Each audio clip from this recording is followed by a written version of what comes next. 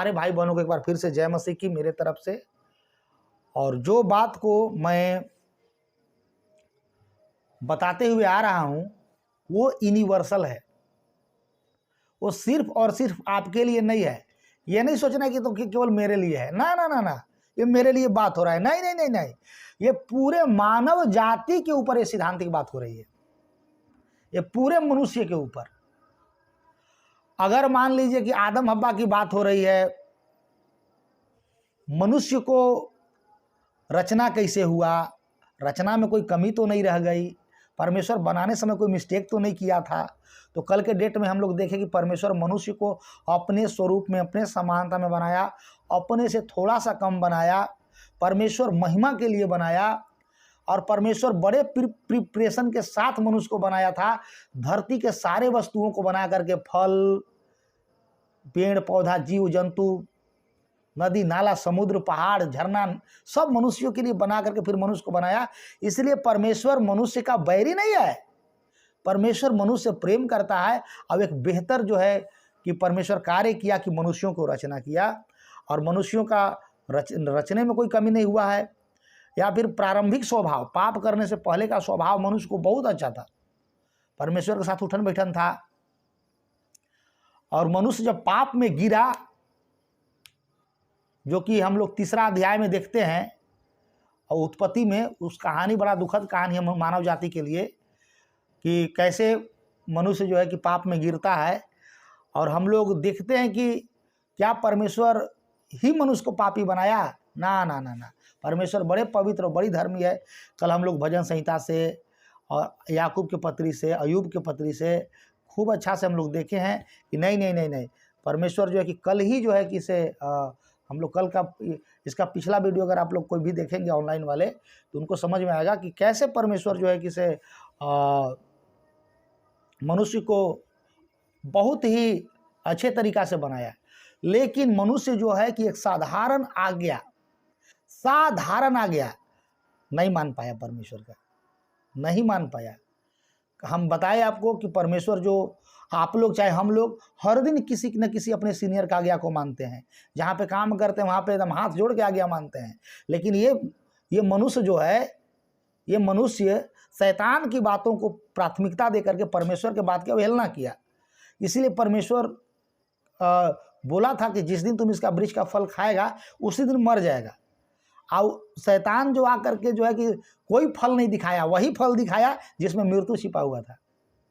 शैतान को और फल दिखा सकता था कि तुम केला खाओ, अनार खाओ, सेब खाओ, संतरा खाओ, वो फल, लेकिन शैतान भी बड़ा चतुराई के साथ वही जो है कि इसे फल को दिखाया जिससे मनुष्य को नुकसान हो सकता है। और मनुष्य खाया और पापी हो गया। और पापी होने का परिणाम जो हुआ था, परिणाम क्या हुआ? परिणाम जो है कि इसे उसके विषय में हम अगला वीडियो में बताएंगे कि परिणाम क्या हुआ। लेकिन संक्षिप्त वीडियो बता रहे हैं, बात बता रहे हैं कि मनुष्य जो है कि जब पाप में गिरा तो उसका जो परिणाम हुआ, वो सबसे पहला परिणाम हुआ कि सब मनुष्यों के अंदर पाप का स्वभाव प्रवेश कर गया। पाप का स्वभाव प्रवेश कर गया। पाप का स्वभाव प्रवेश करने का मतलब अनाज्ञाकारिता का स्वभाव। आदम हव्वा जो अनाज्ञाकारी काम किए शैतान की बात को मान करके, तो वही स्वभाव दुनिया के हर एक आदमी में प्रवेश कर गया। स्त्री लोग जो है ना, बहन लोग, उन लोग जो है कि अगर गलती से सास पुतोह के अगर थोड़ा सा बात अगर डांट दिया है, तो घर में जब मर्दाना आएगा तो उसको इतना बढ़ा के बोलेगा। बुरा ना मानिएगा, जब आपका सास पुतोह थी तो वो भी ऐसा ही करती थी। दुनिया में हर एक महिला का एक ही स्वभाव है। एक बड़े विद्वान आदमी बोल रहे थे कि महिला लोग लालची होती है। आप लोग को नहीं बोल रहे हैं, ये जो है कि से हव्वा के कहानी के ऊपर बताया जा रहा है कि महिला लोग के अंदर लालच बहुत जल्दी प्रवेश करता है। और पुरुष लोग जो है उसके अंदर जो है कि अनाज्ञाकारिता का स्वभाव बहुत जल्दी प्रवेश करता है, बहुत जल्दी। तो ये सारी स्वभाव जो है ये पाप में गिरने का परिणाम है। जो जो स्वभाव आदम के अंदर था वो सारा स्वभाव जो है अनाज्ञाकारिता के बाद वो मनुष्य के अंदर घुस गया, और जो जो स्वभाव हव्वा के अंदर था वो सारा स्वभाव जो है कि दुनिया के हर एक महिला में प्रवेश कर गया। इसीलिए ये स्वभाव जो है जब प्रवेश किया, देखिएगा हव्वा को बोला गया था, हव्वा को परमेश्वर आदेश नहीं दिया है। उत्पत्ति 2 के 15-16 अगर बाद में पढ़ लीजिएगा तो परमेश्वर आदम से बोला था कि जिस दिन तुम इसका फल खाएगा उस दिन मर जाएगा। हव्वा जब शैतान से बात कर रही है तो बोल रही है कि शैतान बोल रहा है कि क्या परमेश्वर ने सचमुच मना किया है कि वाटिका के किसी भी प्रकार का फल नहीं खाना है? तो नहीं नहीं नहीं नहीं, बोले हैं खाने के लिए, खाली कि वाटिका के बीच में जो फल है ना उसको मना किए हैं कि मत खाना, उसको ना खाना ना छूना। परमेश्वर केवल खाने के लिए मना किया था, छूने के लिए मना नहीं किया था। लेकिन एक बात लगा के बोल रही है कि परमेश्वर मना किया है ना इसे छूना ना खाना। तो हर एक औरत जो है कि एक बात जो है कि लगा के ही बोलती है। अब ये हव्वा का स्वभाव है, अब बुरा ना मानिएगा, ये पूरा मनुष्य जाति पर निर्भर लगता है। अब जितना क्राइम होता है, जितना मारपीट होता है, ज़्यादा उसमें औरत लोग के लाई लगावे के चलते भी हो जाता है कहीं कहीं पे। एक बात बढ़ा के बोल देगी औरत। पुरुष लोग के विषय में लिखा हुआ है कि उसने पत्नी की बात मानी, उसने पत्नी की बात मान ली। तो ज़्यादातर हस्बैंड का परेशानी है, हस्बैंड का ज़्यादातर परेशानी है कि सब कोई जो है कि से पत्नी की बात मानता है, लेकिन कभी कभी हम लोग को पत्नी के बात को नहीं मानना चाहिए, परमेश्वर के भी बात मानना चाहिए। हाँ जी, तहाँ तो प्रार्थना में जा रहे हैं तहाँ, अब लेगा नौटंकी करके प्रार्थना में मत जाइए आप। एका को बढ़िया बढ़िया औरत के हम जानते हैं कि अपना मर्दाना को प्रार्थना से भटका दिया लालच के चलते, कि प्रार्थना में जाता है, प्रार्थना में न जा करके अगर मान लीजिए कि मॉल में चलेगा तो बढ़िया ना बात है, सप्ताह में एक दिन इतवार के छुट्टी मिलल है।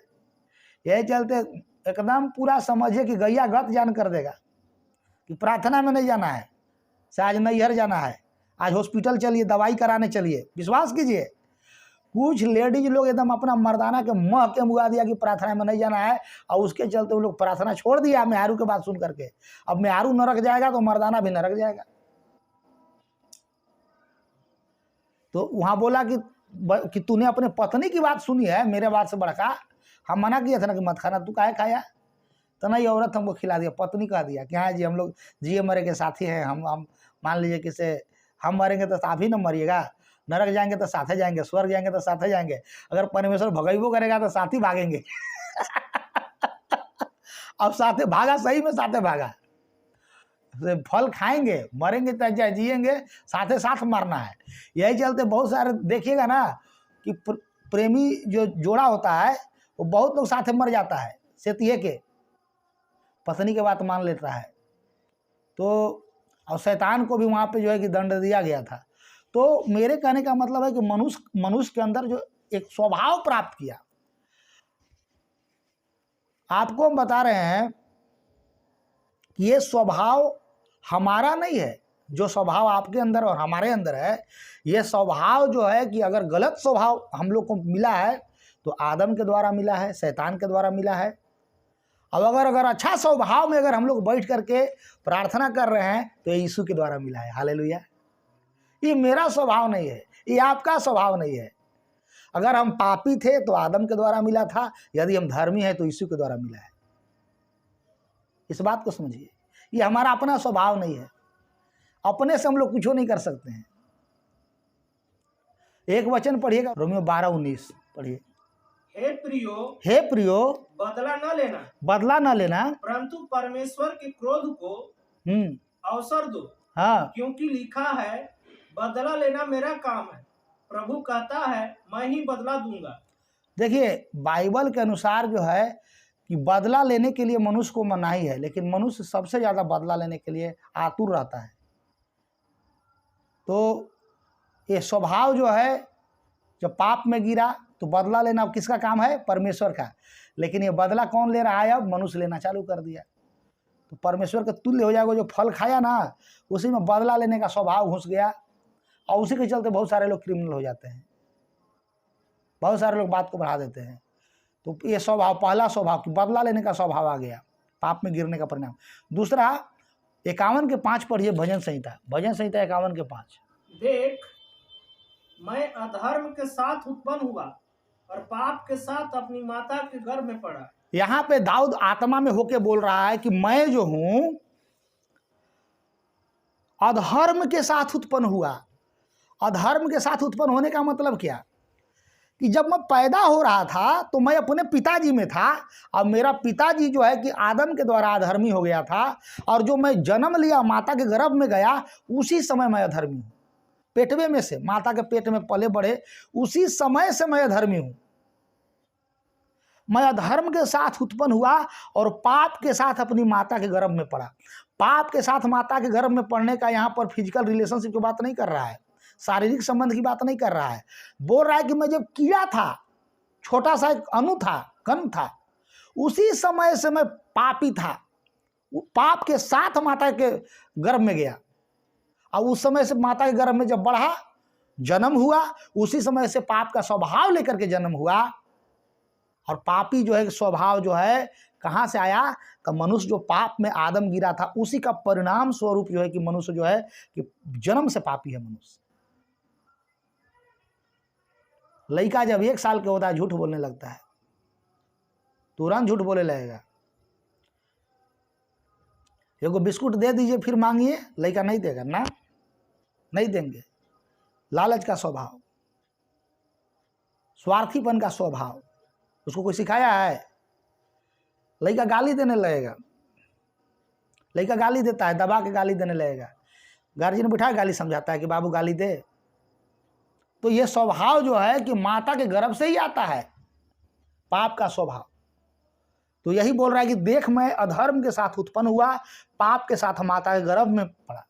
परमेश्वर को भी बात पता है कि हर एक इंसान का अपना कमजोरी है, हर एक इंसान मजबूर हो जा रहा है। परमेश्वर कभी भी किसी के ऊपर दोष नहीं लगाया है कि तुम पापी हो, ना ना ना ना। परमेश्वर को मनुष्य का कमजोरी पता है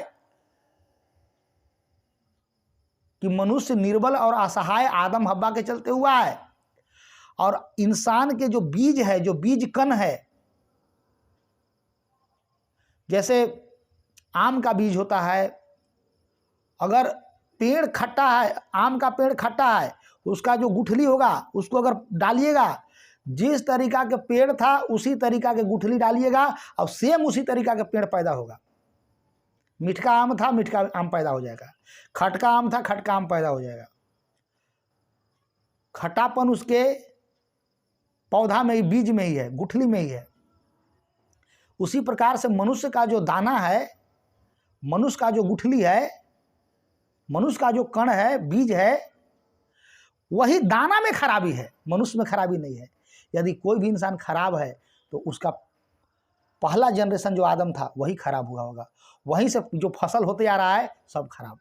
तो पाप में गिरने का परिणाम ये भी हुआ कि इसे ये कबूल कर रहा है कि मैं प्रभु पूरा। अब ये आपका समस्या नहीं है, ये पूरे दुनिया का समस्या है, ये यूनिवर्सल बात हो रहा है, ये केवल आपके लिए नहीं है, पूरे दुनिया के मनुष्य की बात हो रही है। रोमियो की पत्री 3 अध्याय उसका 9 और 10 पढ़ के देखें बाइबल क्या कहती है मनुष्य के विषय में।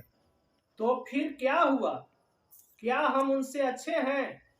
कभी नहीं, क्योंकि हम यहूदियों और यूनानियों दोनों पर यह दोष लगा चुके हैं कि वे सब के सब पाप के वश में हैं। बस जैसा लिखा है, हाँ पढ़ो। जैसा लिखा है, हाँ। कोई धर्मी नहीं, एक भी नहीं। बस यहाँ पर यूनानी हो चाहे यहूदी हो, सब के सब पाप के बस में है, सब के सब, मतलब पूरा संसार पाप के बस में है।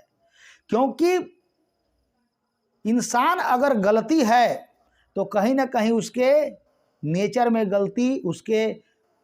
गलती हुआ होगा।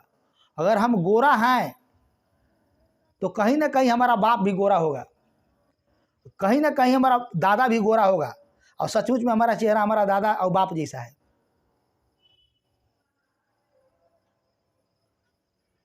लेकिन मेरा दादा भी अधर्मी था, मेरा बाप भी अधर्मी था, और परमेश्वर का धन्यवाद हो कि जब यीशु मसीह से मुलाकात हुआ तो हमको महसूस हो रहा है कि हम जरूर, इस समय में मेरा बाप दारू पीता था, इस समय में मैं प्रचार कर रहा हूँ, तो अपने मुंह से नहीं बोल सकता हूँ कि मैं बहुत बड़ा धर्मी हूँ, लेकिन इसी समय मेरा बाप दारू पी करके झगड़ा करता था, घर में तबाही छोड़ा देता था, आदमी को ढंग से खाने नहीं देता था। अब यही समय हम वचन प्रचार कर रहे हैं, तो कुछ तो अंतर है।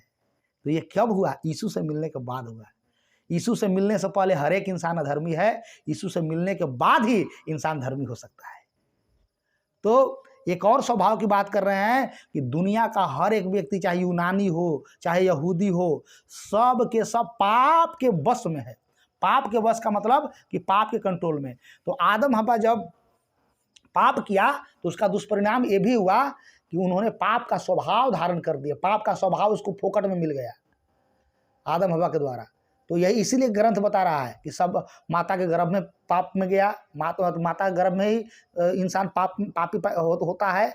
इसके बाद जो है कि रोमियो के अनुसार देखिएगा तो यहाँ पे यहूदी यूनानी कोई भी सबके सब पापी हैं। अब इसी का हम लोग पढ़ लेंगे, रोमियो 7 के 14 से 21 पढ़ेंगे। रोमियो 7 अध्याय 14 से 21 पढ़ेंगे।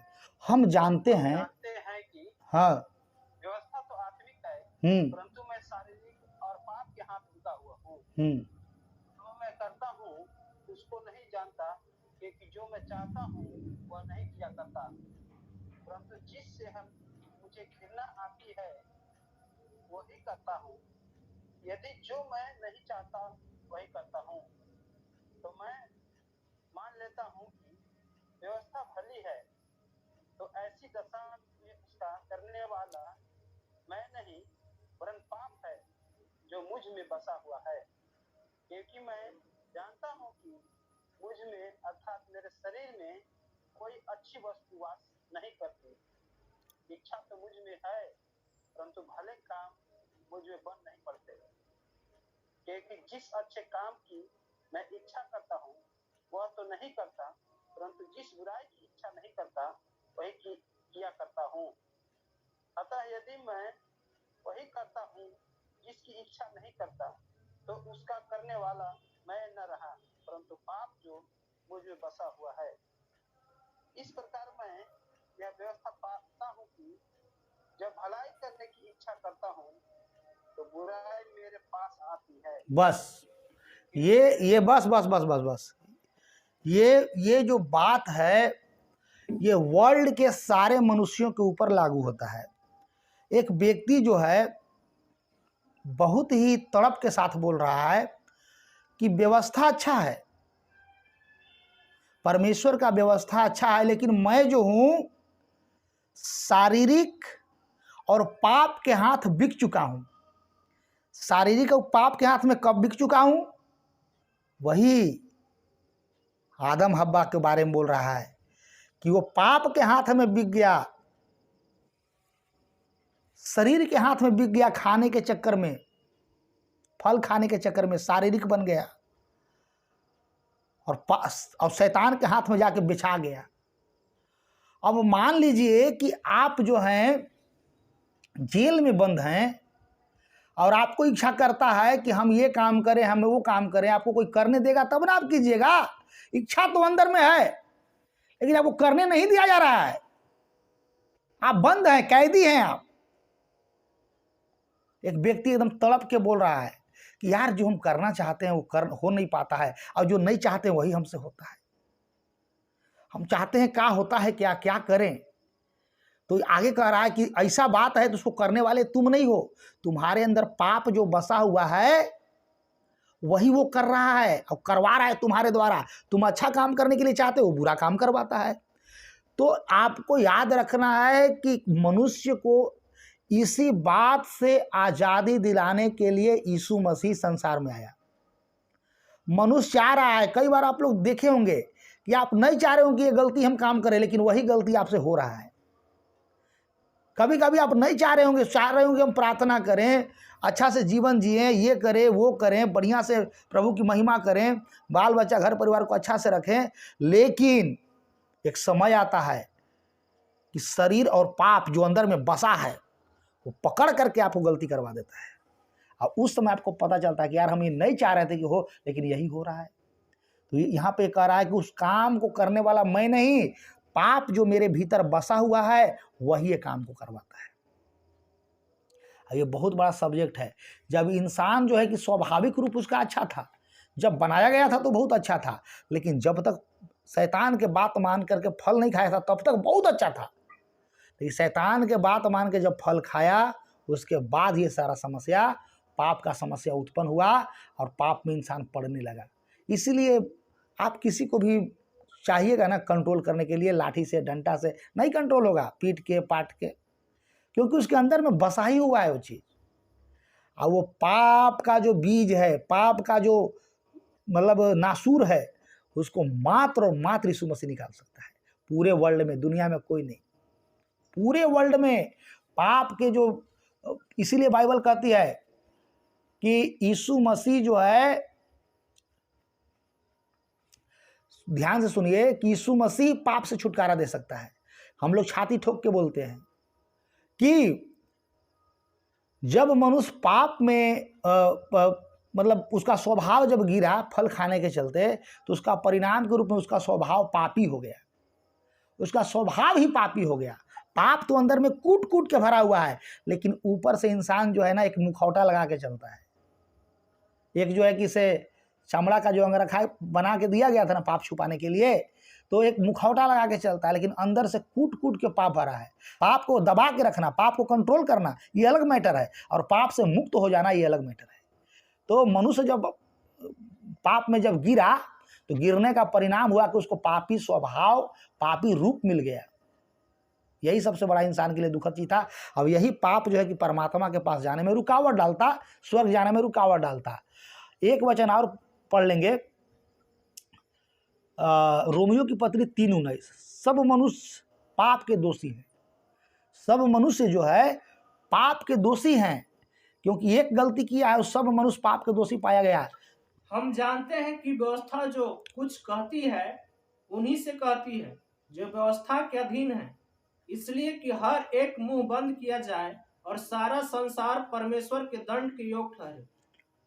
यहाँ पे कह रहा है कि व्यवस्था तो मान लीजिए जिस किसी के पास किताब है वो तो मान लीजिए कि जान रहा है कि ठीक है बोल रहा है, लेकिन ये बात जो है कि सारा संसार पर लागू होता है और सारा संसार दंड के योग्य है। पूरे दुनिया के लोग जो है कि दंड के योग्य है आदम हव्वा के चलते। हम जानते हैं कि व्यवस्था जो कुछ कहती है उन्हीं से कहती है जो व्यवस्था का दिन है, इसलिए कि हर एक मुंह बंद किया जाए और सारा संसार परमेश्वर के दंड के योग्य ठहरे। क्योंकि व्यवस्था के काम से कोई प्राणी उसके सामने धर्मी न ठहरेगा, इसीलिए कि व्यवस्था के द्वारा पाप की पहचान होती है। आपको कितनों किताब पढ़ा दिया जाए, किताब के माध्यम से आप धर्मी नहीं हो सकते हैं। किताब बताएगा कि चोरी मत करो, लेकिन चोरी का स्वभाव अंदर है तो चोरी हो जाएगा। किताब केवल बताएगा कि इसको चोरी कहा जाता है, इसको बदमाशी कहा जाता है, इसको नहीं करना है, लेकिन वो स्वभाव को चेंज नहीं कर सकता है। स्वभाव को चेंज दुनिया में मात्र यीशु मसीह का लहू कर सकता है। यूहन्ना के 3:18, जो उस पर विश्वास करता है उस पर दंड की आज्ञा नहीं होती, परंतु जो उस पर विश्वास नहीं करता वह दोषी ठहर चुका, इसलिए कि उसने परमेश्वर के इकलौते पुत्र के नाम पर विश्वास नहीं किया। अब देखिए, पूरे दुनिया में एक ही धर्मी था, उसका नाम प्रभु यीशु मसीह। अब वो इस जगत में आया लोगों को वही पाप से मुक्ति करने के लिए जो पाप उसके अंदर बसा हुआ है।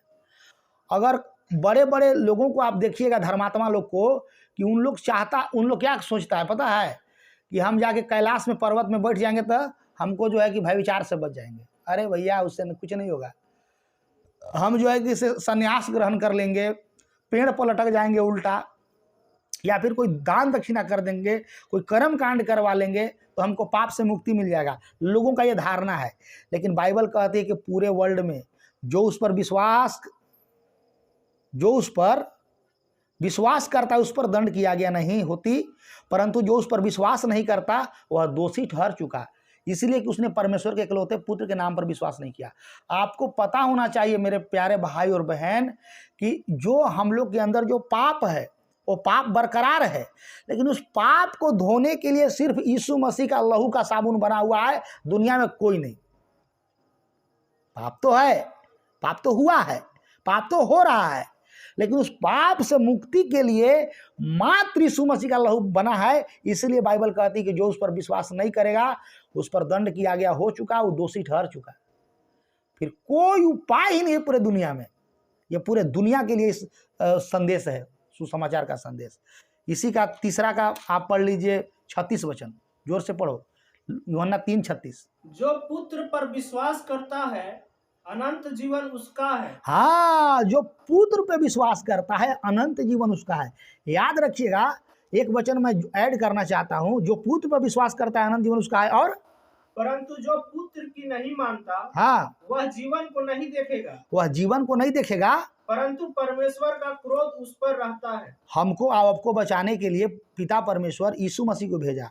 अब अगर कोई उस पर विश्वास न करे तो उस पर परमेश्वर का क्रोध रहता है और वो अनंत जीवन में प्रवेश कर नहीं सकता है। जो पुत्र पर विश्वास करता है अनंत जीवन उसका है, परंतु जो पुत्र को नहीं मानता वह जीवन को नहीं देखेगा और परंतु परमेश्वर का क्रोध उस पर बना रहता है। एक वचन देखेंगे और फिर हम लोग आज के सभा को थोड़ा सा हम लोग क्लोज करेंगे, और उसको आप लोग पढ़ लीजिए, पहला यूहन्ना की किताब में मिलेगा। पहला यूहन्ना 3 अध्याय 4 वचन से लेकर के 9 वचन तक, जोर से पढ़ें। जो कोई पाप करता है वह व्यवस्था का विरोध करता है, और पाप तो व्यवस्था का विरोध है। तुम जानते हो कि वह इसलिए प्रकट हुआ कि पापों को हर ले जाए, और उसके स्वभाव में पाप नहीं। जो कोई उसमें बना रहता है वह पाप नहीं करता। जो कोई पाप करता है उसने न तो उसे देखा है और न उसको जानता है। हे बालको, किसी के भरमाने में ना आना। जो धर्म के काम करता है वही उसके समान धर्मी है। जो कोई पाप करता है वह शैतान की ओर से है, क्योंकि शैतान आरंभ ही से पाप करता आया है। परमेश्वर का पुत्र इसलिए प्रकट हुआ कि शैतान के कामों का नाश करे। जो कोई परमेश्वर से जन्मा है वह पाप नहीं करता, क्योंकि उसका बीज उसमें बना रहता है, और वह पाप कर ही नहीं सकता, क्योंकि परमेश्वर से जन्मा है। पढ़िए। इसी से परमेश्वर की संतान और शैतान की संतान जाने जाते हैं। जो कोई धर्म के काम नहीं करता वह परमेश्वर से नहीं, और न वह जो अपने भाई से प्रेम नहीं रखता। देखिए, यहाँ पे एकदम बड़ी अद्भुत और बड़ी गंभीर बात है। ग्रंथ बताता है कि पाप जो है व्यवस्था का विरोध है। यीशु मसीह इसीलिए प्रकट हुआ कि पाप को हर ले। दुनिया में जो भी पैदा हुआ है, जब जब धरती पर पाप बढ़ा तो पापियों को नाश करने के लिए ईश्वर का अवतार हुआ। ऐसा स्टेटमेंट है कि पाप बढ़ा तो पापी के नाश कर दो, बीमारी बढ़ा तो रोगी के नाश कर दो, गरीबी बढ़ा तो गरीबों को नाश कर दो, गरीबी बढ़ा गरीबों को नाश कर दो, रोग बढ़ा रोगियों को नाश कर दो। पूरा ये कहाँ का न्याय है भाई? बीमारी बढ़ा तो बीमारी को नाश करो, बीमारी बढ़ा तो बीमारी का नाश करो। कि मान लीजिए बुखार हमको लग गया तो बुखार को ना खत्म करेगा कि पूरा बीमारी का हटा देगा? आदमी का नाश करो, ये कोई बात हुआ? तो यही चलते ग्रंथ बताते हैं कि यीशु मसीह इसीलिए प्रकट हुआ कि पाप को हर ले। तो यीशु मसीह जो पहला काम करता है, जब उस पर आप दिल से विश्वास करते हैं तो आपके अंदर जो पाप का जो बीज है ना उसको निकाल लेगा। आपके भीतर से पाप का बीज को निकाल करके खत्म कर देगा। हालेलुया। सर्दी खातिर प्रार्थना कर दीजिए भैया। अब समझ में आ रहा होगा कि यीशु मसीह सर्दी खातिर नहीं आया है। खांसी खातिर प्रार्थना कर दीजिए। अरे भैया, ये सर्दी खांसी सब बात के बात है, लेकिन यीशु मसीह जो मेन काम किया है, दुनिया में कोई परमेश्वर कोई देवता नहीं कर सकता है। वो मनुष्य के अंदर से पाप के जो बीज था उसको निकाल के हटा दिया। अब इंसान पाप कर ही नहीं सकता है। इसलिए लिखा हुआ है कि जो परमेश्वर से जन्मा है वो पाप कर ही नहीं सकता है, क्योंकि परमेश्वर का बीज उसमें बना रहता है। पहले शैतान का बीज था, अब परमेश्वर का बीज आ गया उसमें। अब जो फल रहा है, फलित हो रहा है, वो परमेश्वर की तरफ से फलित हो रहा है। यही सबसे बड़ा मिस्ट्री है, बाइबल का रहस्य है। यीशु मसीह का धरती पर जन्म होना और उस लोगों को उस पर विश्वास करना और उसके द्वारा मुक्ति पाना और पूरे संसार में यीशु मसीह का सुसमाचार फैलना, उसका गुप्त रहस्य यही है कि लोगों के अंदर से पाप के जो कण है उसको निकाल के हटा देता है। और वही कण जब निकल जाएगा तो आपको जो है कि पाप करने ही नहीं देगा। जो पीछे पढ़ा है ना रोमियो में कि मैं कैसा भागा मनुष्य हूँ, अब जो करना नहीं चाहता हूँ उसको करता हूँ, जो करता हूँ उसको, और जो नहीं करना चाहता हूँ उसी को करता हूँ। क्यों हो रहा है? मैं नहीं कर रहा हूँ, पाप जो मेरे अंदर बसा हुआ है। और उसी पाप को यीशु मसीह हटाने का पूरी ताकत रखता है, क्योंकि पूरे वर्ल्ड में वही निष्पाप है। वो कुंवारी के द्वारा पैदा हुआ, वो परमेश्वर का संतान था, मनुष्य का संतान नहीं था, हमारे आपके जैसा नहीं था। वो स्वर्ग से आया था और वो स्वर्ग से आके पाप को हर करके ले गया। हालेलुया। इस बात को समझना है। तो समझ गए कि पाप में गिरने का दुष्परिणाम ये हुआ कि पूरा इंसान पापी हो गया, उसके पाप का स्वभाव घुस गया। चोरी, हत्या, लड़ाई जो जितना देख रहे हैं वो उत्पत्ति 3 अध्याय के बाद हुआ। 3 अध्याय के बाद मर्डर हो गया, 3 अध्याय के बाद भविष्यार होने लगा, 3 अध्याय के बाद परमेश्वर 6ठा अध्याय में धरती को जल से नाश किया। तो समझना है आपको कि 3 अध्याय के बाद सब कुछ कांड हुआ है, 3 अध्याय से पहले कोई कांड नहीं हुआ है, क्योंकि मनुष्य परमेश्वर के समानता में 3 अध्याय से पहले था और 3 अध्याय के बाद जो है कि शैतान के समानता में हो गया। फिर यीशु मसीह आया और पापों को जब भर लिया और जिसका सचमुच में पाप क्षमा हो गया वही यीशु के द्वारा यीशु के जैसा बन गया। यही इसका रहस्य है। तो यीशु मसीह हमें पापों के बीज से बचाने के लिए आया है, पाप का डंक से बचाने के लिए आया है, ताकि हम नरक न चले जाएं, और इसी को उद्धार कहते हैं। लूका 9:19-10 में पढ़िएगा तो लिखल है कि मनुष्य का पुत्र खोए हुओं को ढूंढने, उनका उद्धार करने के लिए आया। जगह के घर में बोला था। अगर मरकुस 1:15 पढ़िएगा तो लिखल है कि इसलिए मन फिराओ, क्योंकि स्वर्ग का राज निकट आ गया है, इसलिए मन फिराओ और स्वर्ग के राज में शामिल हो जाओ। इफिसियों 2 अध्याय उसका 8 और 9 वचन क्या कहता है, थोड़ा पढ़ें। क्योंकि विश्वास के द्वारा अनुग्रह ही से तुम्हारा उद्धार हुआ है, और यह तुम्हारी ओर से नहीं वरन परमेश्वर का दान है। हालेलुया। आपके भीतर से जो पाप का कण को निकाला गया है, पाप का जो बीज को निकाला गया है और आपको धर्मी बनाया गया है, आपके चलते नहीं, ये परमेश्वर के अनुग्रह के चलते ये हो पाया है। इसलिए कहता है कि क्योंकि विश्वास के द्वारा अनुग्रह ही से तुम्हारा उद्धार हुआ है, और यह तुम्हारी ओर से नहीं वरन परमेश्वर का दान है, और न कर्मों के कारण, ऐसा न हो कि तुम घमंड करो। ये तुम्हारा कोई भी भला कर्म के चलते तुम्हारा उद्धार नहीं होता है, ये परमेश्वर के अनुग्रह के द्वारा होता है। तो प्रभु यीशु मसीह हमें बचाने के लिए आया है, हमको ढूंढने के लिए आया है, हमको स्वर्ग राज में मन फिरा के ले जाने के लिए आया है, और वो उसका अनुग्रह के द्वारा हमारा उद्धार होता है। तो ये जो है कि गुप्त रहस्य यीशु मसीह का। तो परमेश्वर इस वचन के द्वारा आपको आशीष करे, जहाँ कहीं भी भला चंगा स्वस्थ रहें, और परमेश्वर ऑनलाइन वाले भाई बहन को भी आशीष दे। लगातार वीडियो देखिए और आप जो है कि परमेश्वर के अनुग्रह को पहचान पाएंगे और एकदम सरल भाषा में परमेश्वर के ज्ञान को अर्जित कर पाएंगे, उद्धार के ज्ञान को, छुटकारे के ज्ञान को। परमेश्वर आशीष करे।